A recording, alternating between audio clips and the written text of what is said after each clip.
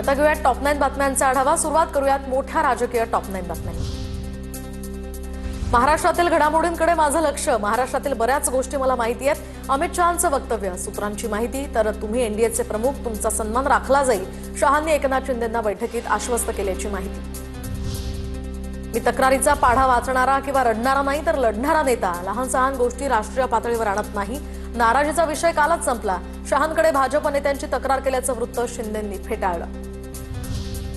मित्रपक्षातील संभाव्य पक्षप्रवेश थांबवा, महायुतीमध्ये वितुष्ट येईल असं काम करू नका। शहांच्या भेटीनंतर शिंदेंचे मंत्री आणि पदाधिकारी यांना आदेश, सूत्रांची माहिती।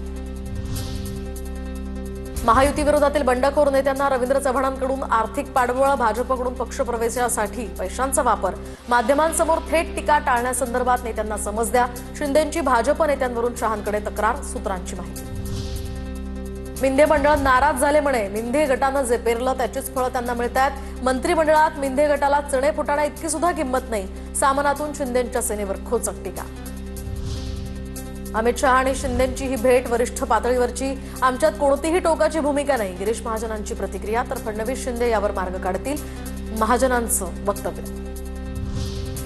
युतीमध्ये मिठाचा खडा पडल्यानंतर कलाकंद करून कसं खायचं हे भाजपला चांगलंच माहिती आहे। महायुतीमधील नगरसेवकांच्या फुटीवर हर्षवर्धन सपकाळ यांची प्रतिक्रिया।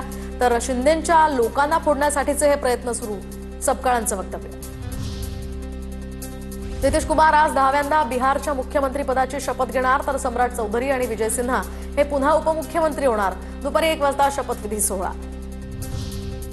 बिहारनंतर आता मुंबईत सुद्धा भाजपचं एमवाय समीकरण। भाजपचं एमवाय समीकरण हे निवडणुकांमध्ये यशस्वी ठरत असल्यानं मुंबईत सुद्धा भाजपची ही रणनीती। तर महिला आणि युवकांची मतं मिळवण्यासाठी भाजपचे मुंबईत एमवाय समीकरण। आता बघूया टॉप 9 मोठ्या बातम्या। ठाकरे बंधूंच्या युतीला काँग्रेसची चर्चा, मात्र या ठिकाणी शुभेच्छा। चर्चा व्हायला हवी होती, वर्षा गायकवाड यांची प्रतिक्रिया। तर दडपशाही करणाऱ्या लोकांसोबत जाऊ शकत नाही। महापालिका निवडणूक जात, धर्म, प्रांत, भाषा यावर होऊ नये। मनसेबाबतच्या प्रश्नावर गायकवाडांचं उत्तर।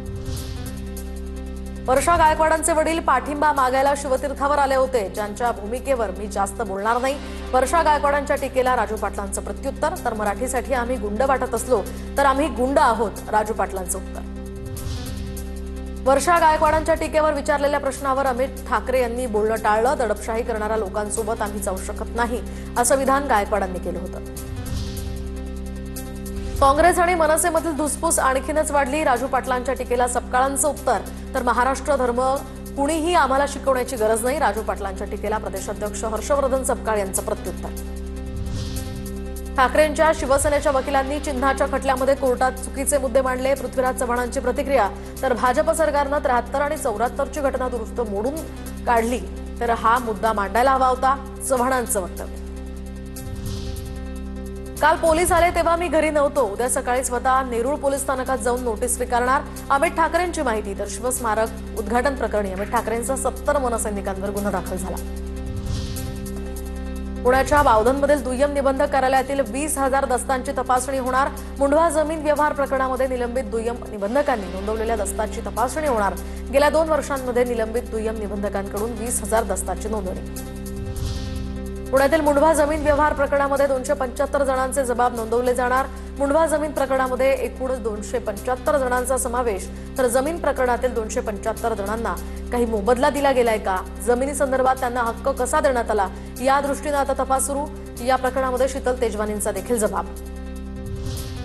रुपाली ढोंबरे पाटील आणि माधवी खंडाळकर यांच्यामधील वाद पेटणार। रुपाली पाटलांकडून माधवी खंडाळकर यांना अब्रू नुकसानीची नोटीस। 10 कोटींची नुकसान भरपाई देण्यासाठी पाठवली कायदेशीर नोटीस।